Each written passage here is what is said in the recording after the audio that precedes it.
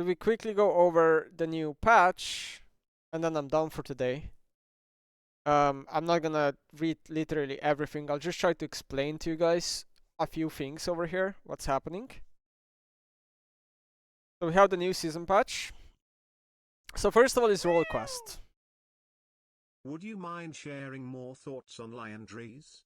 If I remember, you said the other days it's not a good item, but do you still build it on champs like Mal's and Wei? Yeah. Thank you, smile. You don't build it on Hui, but you build it on Malzahar, because Malzahar is a champ that has dots, and the only way he does damage is if you have dots. If you buy items that synergize with dots, like the same thing happens with Brand, right? So Malzahar, it's a core item, because it does a lot of damage on him. That's how Malzahar gets his damage off, right? But on Hui, while you could argue that there's like QE, which are some dots, sure, but most of the other kit is not about dots. And because the item got nerfed a lot, and Hui cares about like AP and stuff, you get only 60 AP. I don't think you can buy it on Hui. I think it hurts too much of your damage and it's too big on the economy. Okay, let me focus on this. So, okay, role quests. So, you probably already know there's gonna be quests in the game. Why are there quests in the game next season?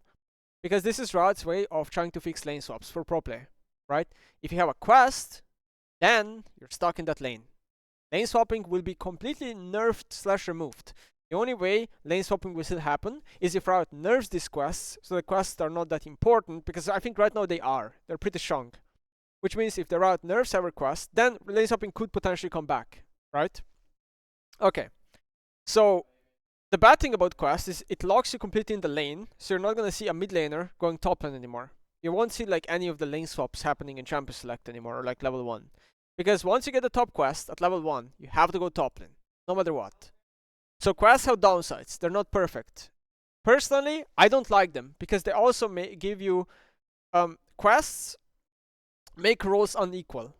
So right now, for example, if I play Anivia and I go top lane or mid lane, the only difference between me playing Anivia is the position I'm playing it in, right? Mid lane, shorter lane, different side of the part of the map. Top lane, different part of the map. The way the laning phase works and minions is different, right? That's the only difference. But now there's going to be quests adding another layer of difference. So that's another layer that I don't like, because Anivia top lane will not feel the same as Anivia mid lane, besides obviously in the lane you're playing it. So I think that's a complete downside to quests, personally. Okay. So, okay, blah, blah, blah, blah, blah. Yeah, you're gonna queue up mid lane, and then you're gonna get mid quest automatically, unless you roll swap in Champions Select to bot lane, then you're gonna get bot lane quest. I think that's how it's gonna work. Blah, blah, blah. So, okay, top lane quest. So this is very important, right? Golden experience for minions reduced by 25 outside of top lane until level 3. So this is for every quest. Until you're level 3, every quest will get less gold and less XP if you go on other lanes. This is another layer that Riot says do not lane swap early in the game, pro players. Okay, so top lane quest is 1200 points. You get this is like how you get quest points, right? Minion kills, turret plays, turret takedowns. Okay, cool, blah blah blah. It starts at roughly 0.5 and +1 per 3 seconds passively, increased to +8 per 5 if you're around top lane. So you gotta be careful that you don't step up into jungle. The moment you go in jungle, your quest will start ticking slowly. Okay, this is like true for every quest. Top laners will not be able to reach level 20. They will gain a lot of some XP when they get the quest done, and you get all future experience gains by 12.5% increased, so you're gonna be higher level than everyone else. And you get teleport for free if you don't have it, and if you have teleport, it's gonna be empowered. So let me just steal the art for you. Top lane quest is looking probably like the best quest in the game, so it's gonna be nerfed in my opinion. Free teleport is insanely strong. Champions that abuse Ignite or Ghost are gonna completely come back in the top lane. We're talking about like Rumble. Rumble is a lot stronger with Ignite than he is with TP. Renekton is a lot stronger with Ignite than he is with TP. Vayne is a lot stronger with Ghost Flash than she is with TP, but now she gets TP for free. So all the champions that originally liked TP Flash are nerfed. All the champions that originally liked Flash plus whatever combat summoner are buffed. That is the whole TLDR of this fucking quest, okay? The top lane TP that you get shield is nowhere near as strong as getting TP for free. I can tell you that guaranteed. 100% guaranteed, okay? Jungle quest. Pet counters need to fully finish the quest a little bit down, so junglers will get Empower Smite a little bit faster. This is like the moon spit on the blue smite. This is like smite damage. So they're increasing smite damage by 100 and 200. So it's gonna be even more impossible to outsmite a jungler as a laner, which is super lame, but whatever. After quest completion, junglers gain 4% move speed in their jungler. Reaver increased to 8% while out of combat, and junglers gain 10 plus gold and 10 XP on per large monster killed. Yeah, whatever. They're just like they want junglers to zoom around the map, like fucking I don't know. Okay. Midland quest, you need 13, 15 points. Range, like this is important. Range champions gain 1.5% of the damage dealt to champions as quest progress. Okay, this is unique to midlane, which means that lane bullies are getting a lot of free quest points, right? So if you're playing LeBlanc into Galio and Galio can never hit you, then you're getting a lot of free quest points as LeBlanc. Blah blah blah blah blah. Not much here to say. Quest rewards. So tier 3, you're gonna get tier 3 boots for free. This means that no matter what champ you're playing, you're gonna want to finish your tier 2 boots, no matter what. Okay, and sometimes even before your first item, you'll have to finish. Because the moment your quest completes, you want to be on tier 3 boots, because tier 3 boots are a lot of power. You gain an empowered recall, and that's about it. Whatever. Okay, and then you get all the tier 3 boots, which are all pretty good. So whatever you want. I think for mages specifically, most mages will go Mercs or Sorks or Lucidity boots, depending on the champ you're playing. If you're Orianna, you're probably gonna want Sork boots because you don't care about haze that much. If you are Syndra, you're still gonna go haze boots most of the cases, right? So it depends. Bottling quest, also 1350 points. You get, yeah, this is the same, and then you get 300 gold. You get more gold per minion kill, which I think doesn't really matter that much. And you get 50 more gold per champ takedown. So it's gonna be nice for like solo queue. You're gonna get a lot more gold, especially in solo queue as ADC. And you get 7th item, which will not be useful in most cases because games do not go to 7 items ever. It may be in low elo in some games, sure, but in high elo almost never. And then support quest. Supports will get more gold per 10, so that means they're gonna get 1 more item on average per game, I would say. And then control wards are gonna be cheaper. You're gonna want to spam control wards as supports because they're way too OP next season. Because they're way too cheap, and you know, there's Phaelites, there's division zones, so control wards are indirectly buffed as well because of that. Right, and that's kind of about it. Okay, Atakan, Blood Roses, Feats, and Kills. Feats removed, first blood, 100 gold to killer. The first turret, also 300 gold. Okay. Atakan removed, Blood Roses removed. So Blood Roses removed, you have to realize that champions are gonna lose a lot of free stats. Okay, a lot of free AP and XP that you gain per game is gonna be removed this way, right? Base kill gold devaluation per 1 gold given on death to 0.4. For example, dying and giving away 300 gold will reduce your base kill gold by 75 gold. Yeah, this is important, guys. Because you kill someone once, and then you kill them again, they're gonna give you like no gold. Okay? So, early game kills can be completely meaningless in a way. And you're gonna be like 10 kills up on the enemy, but the gold is gonna be almost even. So you're gonna really have to be careful about this, because this is completely dumb. Epic objective tuning.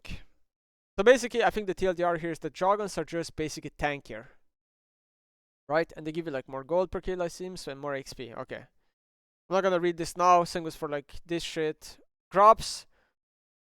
Minimum level goes up, so I guess they're a bit tankier on average, but junglers are one-shotting drops anyway, so it doesn't matter.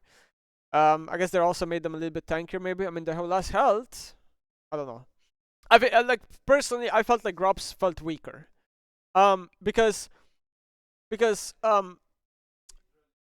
Crops just felt weaker to me because you already push towers really fast in the new season, especially with the crystallization that's coming in, so they're just not needed.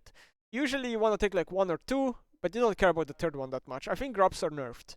Herald, on the other hand, feels buffed. Not gonna read this too much, but Herald just like removes a lot of plates, and because tier 2 towers have no plates and tier 3 towers, Herald gets more value that way as well. Baron is basically tankier, but it's gonna spawn at 20. I think minute 20 Barons are gonna be really hard, because Baron is tankier. So, I don't think you're gonna see much of T1 Nash, you know, the famous T1 Nash, where they just do Baron on spawn. I think that's not gonna happen that much anymore. Just depends on the team comp you're playing. Jungle adjustments. Baron spawn no longer corrupts red buff and blue buff. That means that AoE global blue buffs and red buffs don't exist anymore. You're gonna be sharing them throughout the whole game, right? Red buff seems to be buffed a bit, it seems, early game, and then the slow seems to be a little bit better as well early game. Okay, that's cool. I didn't even know that. The red burn buff is weaker though, so I guess it's more about slow, less about damage, which I think is fine. Red, blue buff no longer lasts 30 seconds longer if a jungler kills a champion for it. Okay, bug fix. Jungle roll. So here the TLDR is, junglers now take 50% damage from non-epic monsters. Okay, so for some reason junglers are mega tankier. Basically they're making all camps tankier, right? So junglers will clear a little bit slower on average, but you're gonna be healthier because the jungle camps are not doing damage to you, and the pet will do more damage because the camps are tankier. So you have to account that. But yeah, TLDR is junglers will be on average a little bit slower, but this will only matter first and second clear. Most junglers pick up in damage after that anyway. Playing fast clearing jungler is going to be still very important because fast clearing junglers are mega important with tempo and everything for the game. But jungler will continue to be probably the strongest role in the game because gold and XP you gain from jungle camps is a lot easier to access than it is from lane, and junglers get to have lane minions access, while laners do not have a lot of access to jungle camps. So it is an unfair world we live in, and junglers will have a really good time getting golden XP in general, just like this season or the season before. Phaelites, so you're just gonna have to learn the placements on this, but they're really strong obviously. They give you a lot of free vision, and they're also buffing yellow trinkets, which we're gonna see at some point. So yellow trinkets plus Phaelites seems to be like kinda good now, right? And yeah, not gonna yap too much about Phaelite zones, but they're really strong, and yeah, you're gonna want to use them all the time.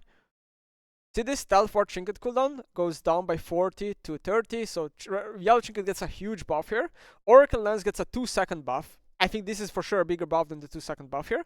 And then the Scryer Bloom, which is the blue trinket, also seems to have a lower cooldown, but I still think it's the worst trinket out of 3 of them. Wait, at 15-0 or Elemental Reef Transform, new Scryer Bloom becomes available. 1 at each river coast near side lanes, 2 total. Oh, I think that's Phaelite zones or what? I don't know. I don't really. No, that's the vision plant. I think actually that's the vision plant. Okay, home guards, super important change. Home guards don't have a duration anymore, but now they kind of like they scale up with where the minions are or where the tower is. So you're gonna have to learn this by yourself. I'm not gonna really explain this to the perfection. You're gonna feel it very soon. But basically, home guards are really buffed, and you run a lot faster with them, which means, again, the TP is nerfed in general, and Ignite and Go solo lane becomes a lot more viable. Okay. And in general, on bot lane specifically, if you don't have a lot of wave clear, you're sometimes going to want to base on an even wave instead of pushing and basing, because the enemy will come back in time and then chase your recon and you get fucked, and they freeze the lane. Okay?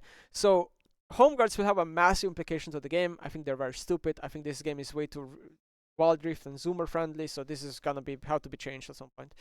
Crystalline Overgrowth, this is where if you don't hit a tower for a long time, you do damage to it, so it's easier to get plates. Yeah, it's nice. I think it's needed.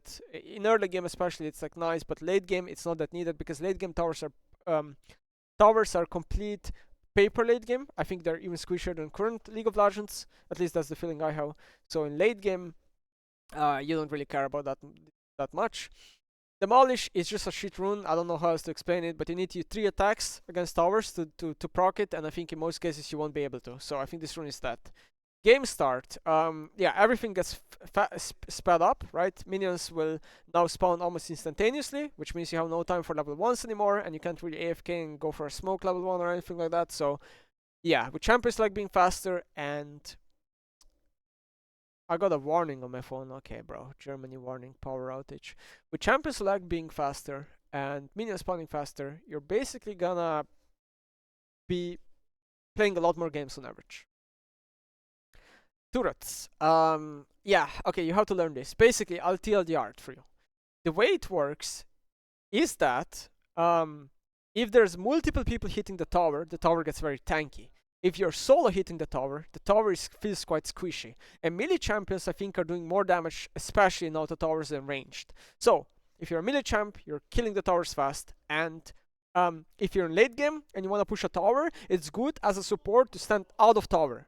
Because the support will just not do a lot of damage to the tower, but the tower will get a lot tankier. So with less people you hit in late game, especially if you don't do damage, the better it is. That's very important.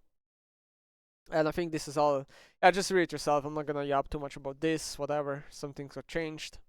Nexus towers. It seems like they're more health, less tank, less resist. They don't spawn with full HP anymore. So comebacking in late game feels a lot harder in new season, in my opinion. once your inhibitors are destroyed, I don't really feel like you can comeback that much. Like 3 inhibs down, it's way too hard to comeback, I think. I do have to admit though that super minions now give more gold. I've learned this today. Super minions now give more gold, so it's a little bit better because super minions before gave you no gold almost, and it was like impossible to come back. Minions, minion waves will now spawn at every 25 seconds at 40 minutes. At 30 minutes, they will spawn every 20 seconds, and they will have less minions in the wave. Minion base move speed 25 up, massive change. Minions are now running faster than a lot of champions at level 1. Massive change. You will notice this in lane. Massive change. First cannon minion wave will be now third wave. Minions will do no more damage to towers, so if you push a wave but don't kill the tower might die now a lot faster. Minions do a lot of damage to tower, trust me. And in general, I think minions have a lot more AD, if I'm not mistaken, or it scales harder throughout the game or something, and then yeah. You have to also read here, melee minion will give you 1 less gold, range minion is the same, cannon minion will give you, where does it say? Cannon minion. Oh, look, cannon minion, it says 50 plus 1 every 90 seconds. Trust me, when I played on TR, it gave you 49 gold the entire time. So I think this is, I don't know, bro. Is Riot just putting different things in the patch notes? Am I playing the wrong game for 2 weeks? I have no fucking clue. They were giving us 49 gold the entire time. So these numbers are just so fucking weird because they don't match up with the game we're playing. Okay, champions. Cassiopeia. So she will have more base MS, which is an early game buff, but the passive will no longer be there, which means you can now buy boots, but the increased effectiveness of all moon speed buffs are now by 6 to 40%. Okay, I can't comment on how strong this is, because I'm pretty sure the champion was bugged. Cassiopeia Moon's passive did not work on boots the entire time, so she was insanely weak when I played her, but now I think the bugs fixed it, so I can't even tell you if this is a buff or nerf, but before it was a massive nerf. I don't know. So a lot of ADCs, a lot of ADCs are getting nerfed because Riot is buffing crit to 200%. Samira is a big loser because she doesn't auto a lot, but she ults a lot in combo, so I think Samira is really unhappy. Ophelia is getting a bit nerfed on some guns. Caitlyn getting nerfed on the headshot. Tristana getting nerfed. Nala getting nerfed. Just read this yourself. There's no point yapping about it. Jinx, Jhin, Sivir, Zeri, Lucian, Zaya, Draven, Yunara, even Akshan, which is a crit user, GP, which is a crit user, Yon and Yasuo will now deal less damage again on crits, so that's also nerfed to Yon and Yasuo. Misfortune, Tryndamere. Tryndamere also very important, very important. W will no longer slow enemies who are facing away from you. W will now slow people no matter what. Mega noob friendly change, nerf to high-low Tryndamere, buff to overall Tryndamere. Super disappointed with these changes. I think they completely remove all uniqueness and fun that is to play Tryndamere in high-low. I feel bad for every Tryndamere high-low player. I think if you're a silver gold Tryndamere player, you're probably happy with these changes. Yeah, this is massive. I hate Riot for doing these changes like this. Like, I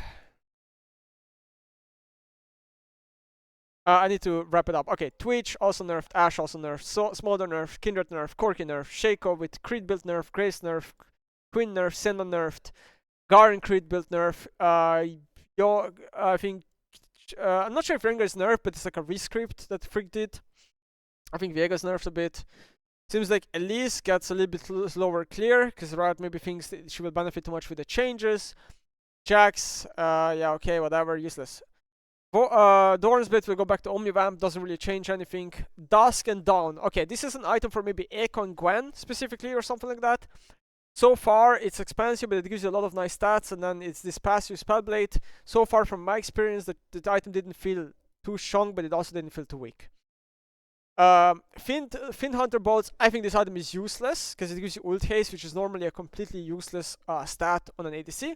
This item I never saw anyone build, but it gives you basically what does it give you? Omnivamp. Maybe some champion will build this, I'm not sure. And Tenacity, right? So it's like an item that's very conditional.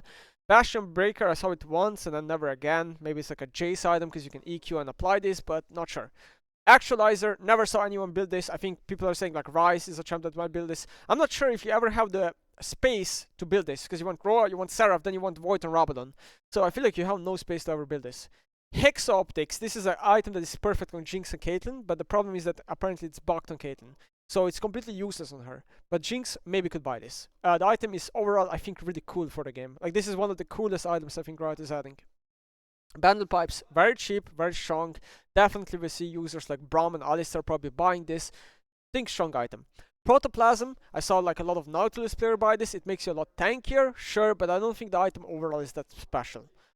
Whispering Circlet, I never saw this, but this is like a sauna item. And then Return of Gunblade. So the problem with Gunblade is, I mean, the build path is good, right? The problem with Gunblade is it's very expensive, right? And you're thinking like, okay, Katarina and Akali. Yeah, you could buy this, right? On Katarina especially. But Akali has the problem where you buy Gunblade, you're very squishy, right? In high loss Akali, you want Proto Belt most of the cases or something like that because you're way too squishy now. I'm not saying it's not viable. The champions will buy this, but I think it's probably better on Katarina than Akali.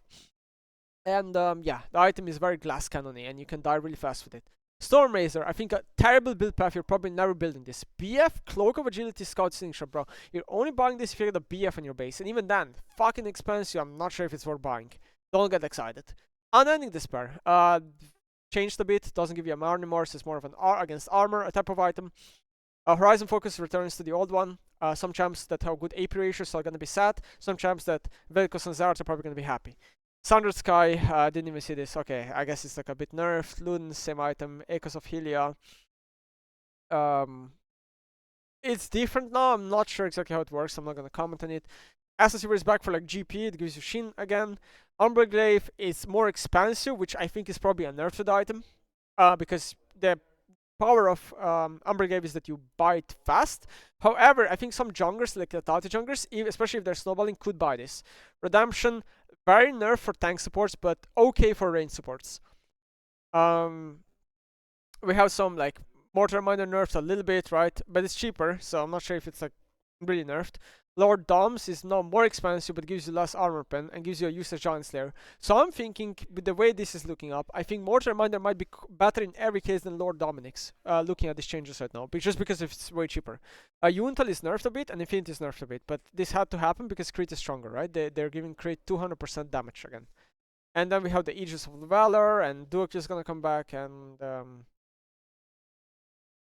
we have some Swift Play changes, Arena. I'm not sure if I saw the Creed changes. I think I skipped over it, sadly, but that's kind of looking like the new patch. There is a lot of changes. My prediction, okay, before I go off, my prediction is that the game will be for sure a lot different, like meta-wise. Some champions will be hard nerfed. Some champions will be hard buffed. I think the game overall, I mean, I don't know. My feeling is the game sucks, and the game needs changes. And once Riot patches it, I hope they do, I think the game is going to be okay. It's going to be fine. But I think the game will be massively unbalanced. Once people figure out some OP strat, they're gonna farm Elo, and you're not gonna have any fun. The game is gonna be really unbalanced. Some champs are gonna be buffed, like split pushing will be for sure a lot better, right? Jungle will continuously be really strong. Top lane quest is probably way too OP. ADC will probably still be the weakest role in the game. Mid laners will have a massive spike on tier 3 boots completion, but then they're probably not gonna, they're gonna falter off a little bit after that. You know, yeah, some champs are gonna be nerfed. Like, for example, I'm thinking Syndra will be nerfed. Why is Syndra gonna be nerfed? Because, first of all, tier 3 mercs are easier access to a lot of mid laners, which is a nerf to Syndra. Second of all, game is a lot fast paced and pushing is a lot more important than Syndra. Syndra is a bad early game champion, and you also gain less gold throughout the game. Syndra is a very gold hungry champion, so I'm thinking she's gonna be nerfed. While, for example, something like, what's a champ that I think is gonna be buffed on mid lane? I don't know, maybe Echo? I don't know, like, champions that really like base stats, that are basically stat checking, are gonna be buffed, okay? So let's take a look at Renekton top lane. Renekton top lane, on average, is gonna get more levels. More levels, Renekton gains a lot of free stats per level up, which means that I think the champ will be massively buffed, right? If you're gonna want to play Cassante, an enemy picks a Vayne with Ghost Flash, or a Kayle with Ghost Flash, all of a sudden, I think you're gonna feel a lot worse because those champions will massively outscale you and they're gonna be hard to gank and they're gonna get a free TP later on. So those type of and there's no lane subs anymore. So for example, Kayle and Vayne are gonna be a lot buffed on top lane against a Cassante. Right? So you have to think about those angles. Bot lane will probably be a lot about utility and wave clear and just stuff like that. I don't think it's gonna be about playing Aphelios because the champ will die to everything. Support, I would argue that range supports are probably a bit stronger now, but is it gonna tip over to be playing range only and not melee? Probably not. You're probably gonna have a mix of both still. And junglers are probably gonna be similar. Jungler, the only important thing is that the champion kind of scales well and your champion clears fast. And then if you have a decent enough of a kit or you can gank and stuff, then you're gonna be OP jungler. That's kind of how I feel. Why did the light stop working? Now I made it bright again. And that's what I think about the new patch. Obviously, I TLDR'd it. There's more changes to that. Yeah, I'm gonna try to stream tomorrow some new season if I feel better and if I have time. And that's gonna be it for me. So thank you for watching, guys. But it's getting really late and I need to peace off. Yeah, thank you for watching and